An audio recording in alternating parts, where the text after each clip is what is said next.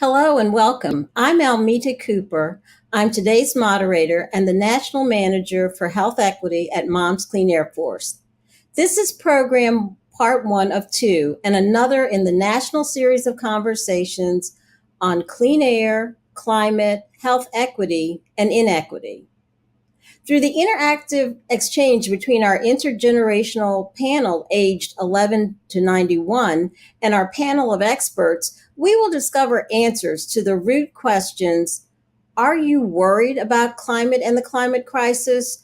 Or ever worry that you're not doing enough?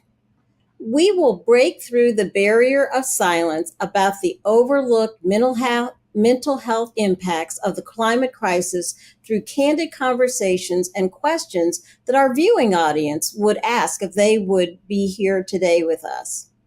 Our emotions about climate can vary wildly. We worry about wildfires, hurricanes, whether to have children, pregnancy, general anxiousness, extreme weather events, forced migration because of extreme weather events, or just whether it's safe to say anything about how we're feeling, perhaps because of cultural stigmas. Increasingly, people at every age are reporting feeling worried about climate change. To help us navigate these thorny issues, we have our expert panel today. Dr. Venise Curry, who has harnessed her unique background as a medical doctor and a trained psychiatrist, is here to address the intersecting needs of underserved populations. Next, we have Ms. Lorena Saavedra Smith. She is a holistic eco-somatic therapist, mindfulness guide, and leading expert in stress management, spirituality, embodiment awareness, and reconnecting with nature. Third, we have Ms. Liz Hurtado. Ms. Hurtado is a mom, advocate for community health and environmental justice, and a national field manager supporting the Ecomadres program at Moms Clean Air Force, which focuses on engagement with Latino communities. To learn more about our impressive panel, I ask you to go to our website at www.momscleanairforce.org, as you see on your screen below. Keeping in mind that health equity is one of the connecting threads of today's conversation, let's hear our first question from Kenisha. Hi, my name is Kenisha, and I'm a junior at American High School in California. I have an interest in climate and mental health justice because I will never forget the day that felt like an apocalypse in California, with the sky being yellow and a layer of ash coating everything. This experience affected me, but it affected my brother, who was 3 at the time, a lot more, as he still feels anxious about such an event transpiring again. This was heartbreaking to see, and it made me passionate about fighting the climate crisis. My question is, how can we address the disproportionate impacts of climate change and mental health challenges on low-income and marginalized communities, and ensure that they are not left behind in efforts to build resilience and promote health equity? Thank you for your question, Kenisha. That's a very impactful event for both you and your brother to have experienced, and I hope you never have to experience something like that again. As you noted, the impacts of climate change on our mental health are not distributed evenly. Communities of color and low-income communities are often affected first and worst by climate disasters, and they bear a disproportionate burden of climate distress. Research shows that Black, Indigenous, and communities of color are most concerned about climate change, so we must ensure that these communities receive equitable protections from environmental harms and risks. This also means ensuring access to a clean, safe environment, which is a key part of health equity. One thing we can do is provide accessible and culturally appropriate opportunities for low-income communities and communities of color to meaningfully participate in decision-making processes, because everyone deserves a healthy environment in which to live, learn, and work. This means having equal access to timely information and offering translation and interpretation so that everyone feels empowered to use their voice in spaces like public hearings to call on stronger protections for their communities. Also, under the Justice 40 initiative, we can ensure that funding is properly allocated to the communities that need it most. We must also call on greater support for these same communities to have the resources and capacity needed to apply for federal grants. Simplifying the application process would make it much more accessible. Additionally, we can call on strengthening mental health services, including making them more accessible and affordable. All of this will help to ensure that the priorities of communities disproportionately impacted by climate change are included, elevated, and protected. Thank you, Liz. Now, Kenisha, let's hear another question from you. My question is, how can we promote a sense of collective responsibility and action around climate change and addressing mental health, and encourage individuals and communities to engage in positive and sustainable behavior change? Liz, please also answer this related question. Yes, that's a great question.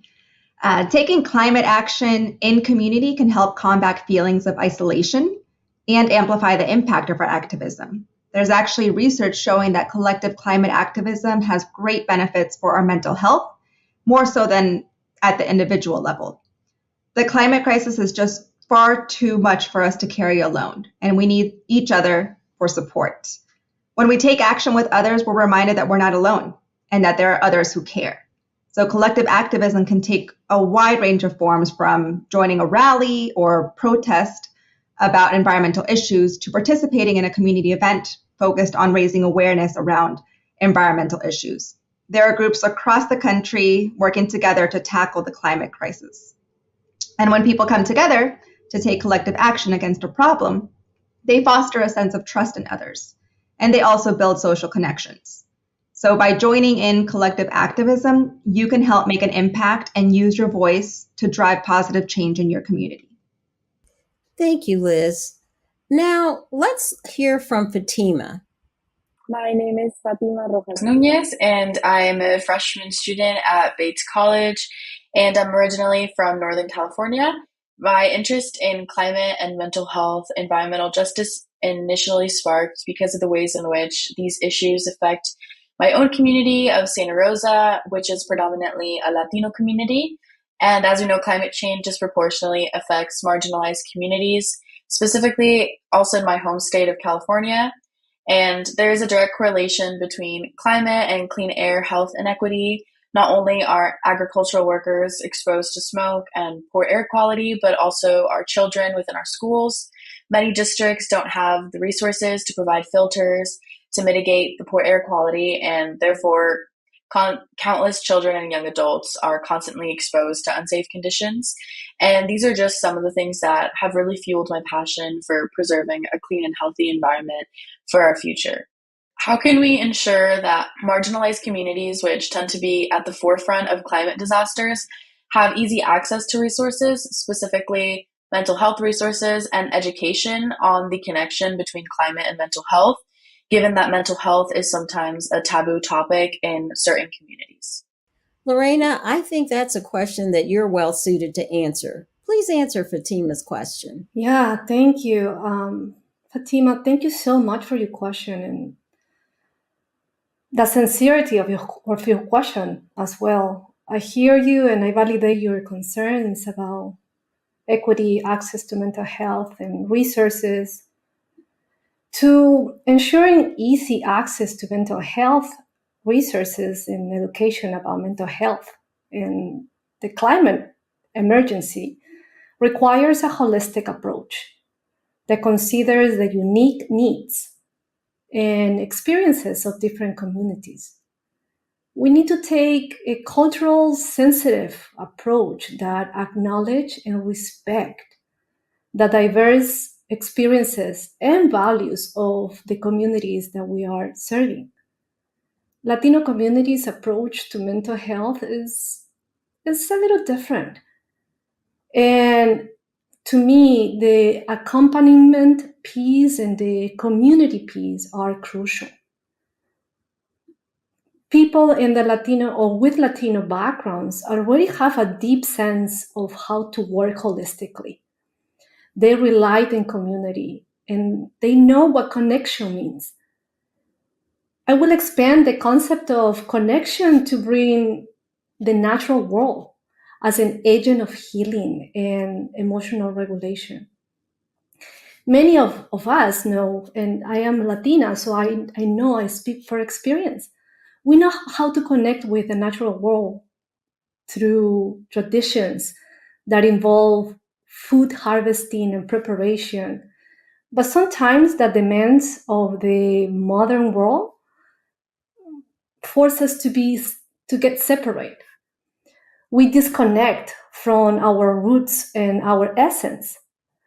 So to support individuals to reconnect with themselves and through nature can have a significant effect and results when it comes to addressing some aspects of mental health, especially related to anxiety and stress.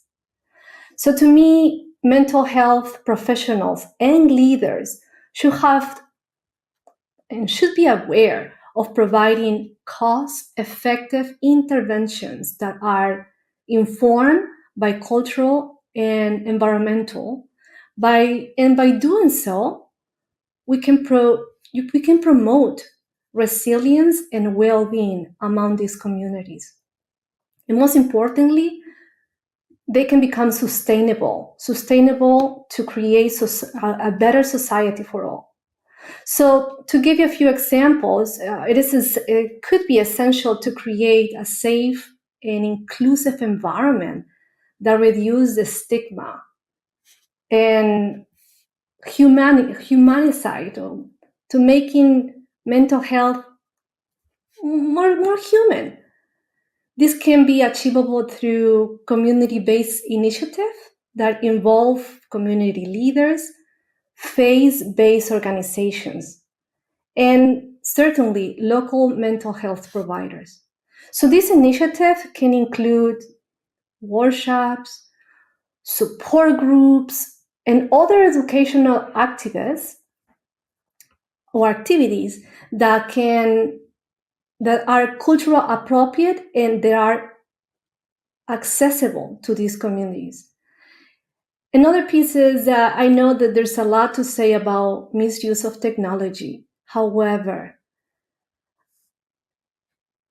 ensuring or allowing the use of technologies to leverage the mental health to populations that necessarily don't have access to it is very critical too. For example, telemental health services in Spanish to support remote and unserved communities.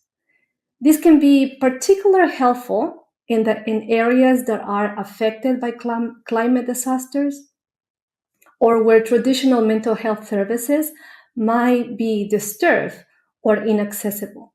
So I believe that expanding the narrative on how mental health should be treated might be the key. The mental health the way that is presented and treated is important, and it will impact our inner circle, our families, our communities, and country, and so on. So. Thank you, Lorena and Fatima. I appreciate the sensitivity of both the question and the answer. Now let's turn to our Atlanta educator, Lacey Anderson. Hi, my name is Lacey Anderson, and I'm an educator in a K-12 school in Atlanta, Georgia. I'm interested in climate change and mental health because I want to support our youth to make choices that help our environment while still taking care of themselves. How can educators and teachers help K-12 students understand the severity of climate change without negatively impacting their mental health? Along with that, what strategies have been successful in engaging students on this topic? What specific impacts of climate change have you observed on children's mental health, and how do they differ from those experienced by adults? Because Lacey's questions, I think, are related to one another, I'm going to ask you, Venise, to answer both of her questions at one go. Could you please handle that for us? Yes, thank you. And really, thank you so much for the question. The fact that as an educator, you're concerned about the mental health of your students really speaks volumes about the role that teachers play. When I think about teaching and how we teach children to be tolerant and to actually develop their capacity, one of the ways that we can do that is to teach the science of climate change, teach what we know, the definitions of what climate change is, why it is happening, how it is happening, and use familiar experiences, familiar terms, and familiar visuals to demonstrate that you can demystify the idea of climate change and provide your students with a sense of competency. That alone will help to reduce some of the anxiety, because when you know a little bit more, you have a tendency to feel like you have a little bit more awareness and ability to be proactive. Secondly, you want to acknowledge that there are a lot of emotions connected to what children are seeing and the fact that they are exposed to so much. And so by acknowledging their emotions, giving them an opportunity and a safe space to share what they're feeling, you actually help, again, to minimize their sense of stress, and they're internalizing all of the emotions that they feel, especially when they are observing things that look oversized, the challenges that are so great that they seem insurmountable. Again, the idea of creating a safe space and allowing them to express their emotions. Then you can pivot to reminding them of how challenges have been overcome in the past. And again, I would use cultural experiences and cultural knowledge to really help define what you mean by a challenge that has been overcome. And so within our specific cultures, we have the ability to point to the voting rights and say how challenging just achieving voting rights was. But we also highlight the resilience, we highlight the courage and capacity of individuals collectively to work towards improving and addressing that challenge. And so you want to remind people, and young people specifically, that they have the capacity to overcome challenges, even though they seem insurmountable. And then this really lays the groundwork for you to acknowledge that there are developing pathways for problem solving. And again, you want to layer in that sense of capacity and acknowledging that there are ways to help problem solve. And so developing a sense of teamwork, developing empathy, creating resilience and the ability to really tolerate frustration and discomfort.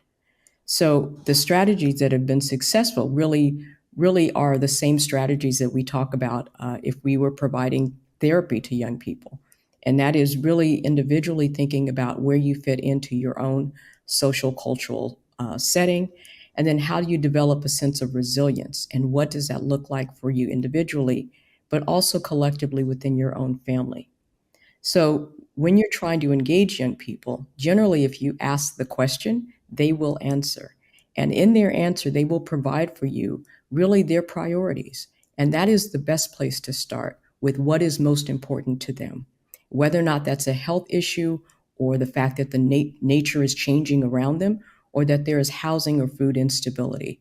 Listen to what they are sharing with you, and that will be a way for you to start the engagement.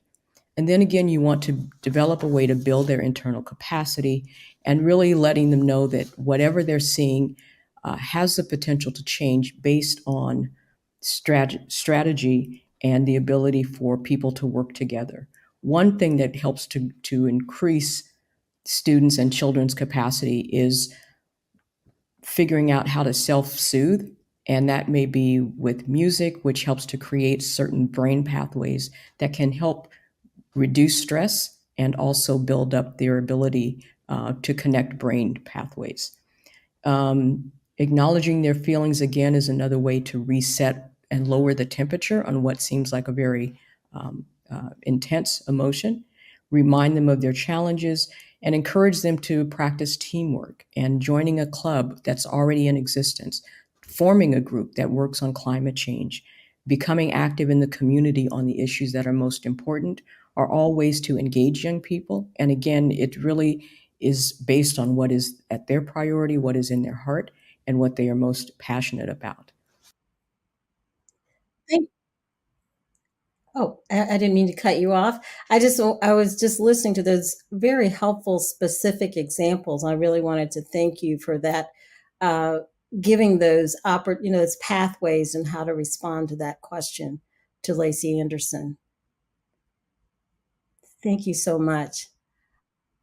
Before we wrap up part one, we'll have a lightning round and give each panelist 1 minute to share a takeaway or to call to action based on the concerns revealed through the questions and answers that we've heard today about climate and mental health.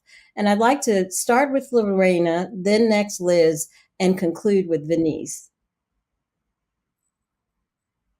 Yeah, thank you again for the invitation. And a few things that I would like to say is to remind people that climate change is an emergency for sure, but the fact that we come into the world with the knowledge that we are part of something bigger than us can help us to self-soothe. And the integration of holistic therapeutic applications can also support to navigate this eco-anxiety and eco-depression that might arise when we're facing the struggles of climate change. So thank you again for the invitation. Thank you, Lorena. Liz? I would say to embrace your ability to make change. Keep having these conversations about ways to address climate change and mental health, and join forces with others. Keep asking the hard questions, and the more that you learn and explore, the more empowered you'll feel about ways in which you can contribute to collective action climate. And at the same time, you could be empowering others. It's really important that people see folks they know and trust in their communities talking about climate change. So just remember that your voice matters and you can make a difference. And last, Venise, if you would give your 1 minute lightning round response.